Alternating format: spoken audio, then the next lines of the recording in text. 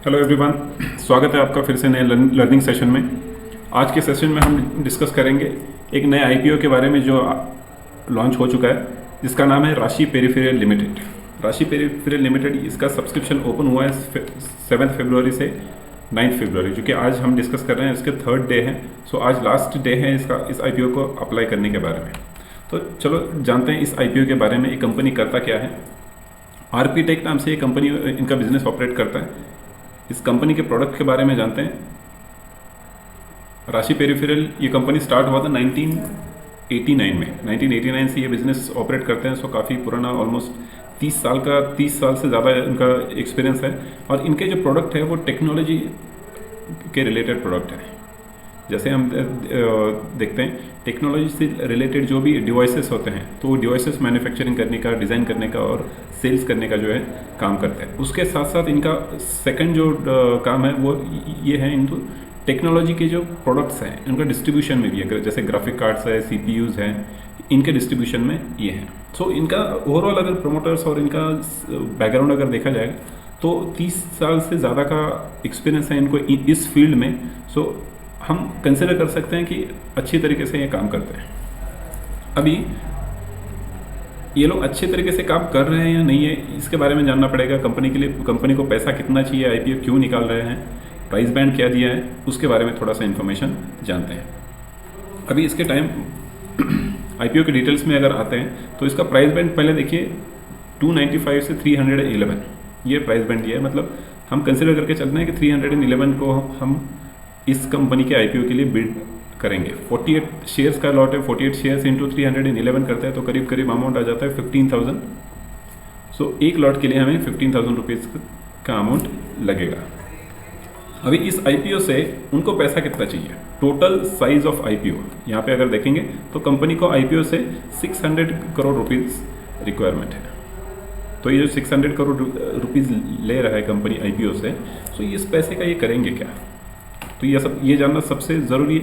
क्योंकि पैसे जो भी कंपनी आईपीओ से लेता है, सो उसका व्यू होना चाहिए कि जो पैसा लिया हुआ है उस पैसे से ये कंपनी का ग्रोथ करेंगे, या फिर उनके ऊपर अगर कोई किसी बैंक से लोन लिया हुआ है तो उसको लोन रीपेमेंट करके अगर उनका पैसा बच रहा है तो कंपनी ग्रोथ कर रहा है।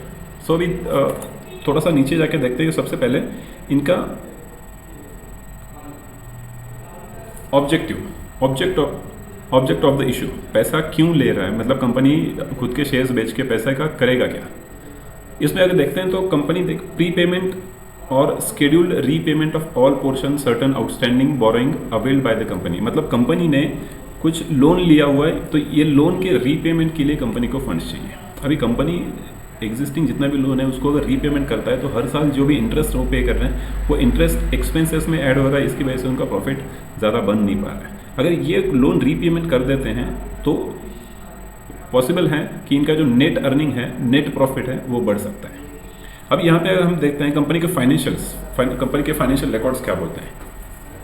कंपनी के फाइनेंशियल रिकॉर्ड्स पे अगर देखेंगे तो सबसे पहले देखते हैं profit after tax. Profit after tax में देखिए 136 करोड़ का प्रॉफिट है 2021 में। उसके बाद 2022 में 182 करोड़, 2023 में 123 करोड़, और अभी जो 2024 चल रहा है, जो हाफ ईयरली प्रॉफिट हम देखते हैं, तो 72 करोड़ का प्रॉफिट यहाँ पे बना हुआ है।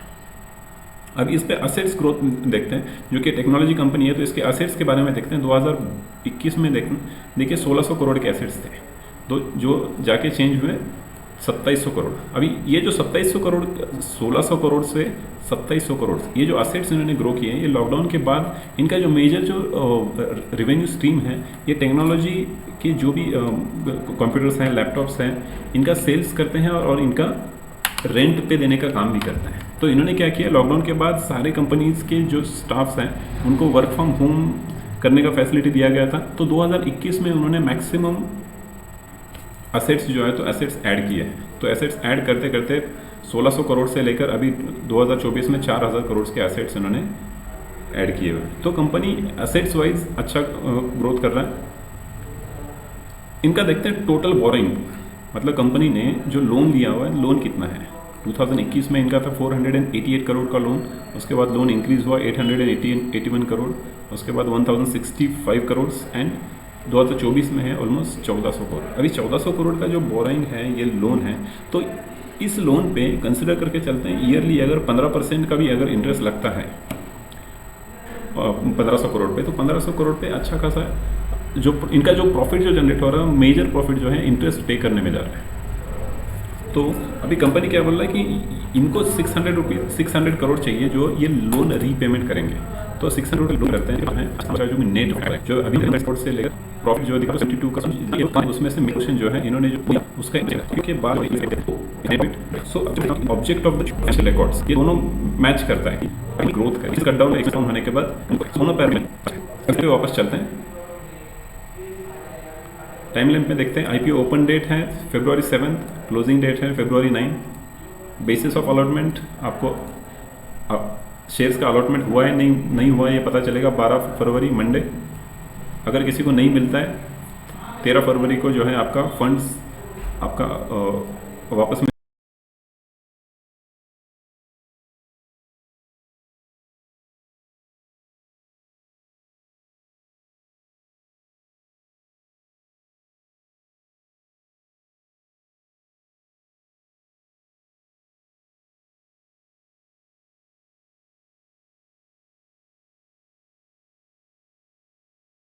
जाएगा आपको। जिनको अलॉटमेंट मिला है उनका जो शेयर्स हैं वो आपके डीमैट में क्रेडिट हो जाएंगे 13 तारीख को। और एनएससी और बीएससी दोनों स्टॉक एक्सचेंज पे इसका लिस्टिंग डेट है February 14। अभी ये जो सारी चीज़ें हमने देखी हैं कंपनी के, वो कंपनी का जो प्रोडक्ट है या फिर कंपनी 30 साल 35 साल से मार्केट में है, प्रोडक्ट जो है अच्छे प्रोडक्ट्स हैं जो कि मार्केट में डिमांड है, कंपनी के फाइनेंशियल रिकॉर्ड्स अच्छे हैं और कंपनी को पैसा किस लिए चाहिए कि जो एक्सपेंसेस उनका जा रहा है लोन रीपेमेंट में तो उसको कम करना है। सो ये सारे पैरामीटर्स अगर हम देखते हैं तो ओवरऑल कंपनी अच्छा ग्रो करेगा अगले कुछ सालों में। सो अगर कंपनी अच्छा ग्रो करेगा तो सीधी बात है इसका सब्सक्रिप्शंस जो है वो अच्छा आ सकता है। जब हम रोल करते हैं तो हमें मिलेगा सब्सक्रिप्शन स्टेटस। आईपीओ के लिए जो सब्सक्रिप्शन स्टेटस है वो कितना है, यहाँ पे देखते हैं। क्वालिफाइड इंस्टीट्यूशनल बिजनेस इन्होंने क्या किया 12 टाइम्स सब्सक्रिप्शन दिया है। नॉन इंडिविजुअल इन्वेस्टर्स यहाँ पे देखते हैं 32 टाइम्स सब्सक्रिप्शन आया हुआ है। रिटेल कैटेगरी जो इंडिविजुअल पैन कार्ड से हम डीमैट अकाउंट ओपन करते हैं इस कैटेगरी में देखेंगे तो 7 टाइम्स सब्सक्रिप्शन आया हुआ है। टोटल अगर देखते हैं तो 14 टाइम्स का सब्सक्रिप्शन आ रहा है। सो 14 टाइम्स का सब्सक्रिप्शन अगर किसी भी आईपीओ में आ रहा है तो विच इज़ गुड। एनालिसिस क्या कहता है कि अगर मार्केट में उस कंपनी के शेयर का डिमांड अगर बढ़ना चाहिए तो कम से कम ये सब्सक्रिप्शन स्टेटस होना चाहिए 3 टाइम्स और उससे ज़्यादा। सो अभी हम देखते हैं अगर 14 टाइम्स है मतलब जो जितना रिक्वायरमेंट है उससे ज़्यादा डिमांड आ रहा है। अभी अगर इतना डिमांड आ रहा है तो लिस्टिंग गेन जिस दिन भी स्टॉक एक्सचेंज पर लिस्ट होगा उस दिन हमें कितना प्राइस टेंटेटिव प्राइस मिल सकता है। कंपनी ने जो इशू प्राइस दिया है, इशू प्राइस है 311। अभी 311 के ऊपर हमें कितना प्रॉफिट बन सकता है।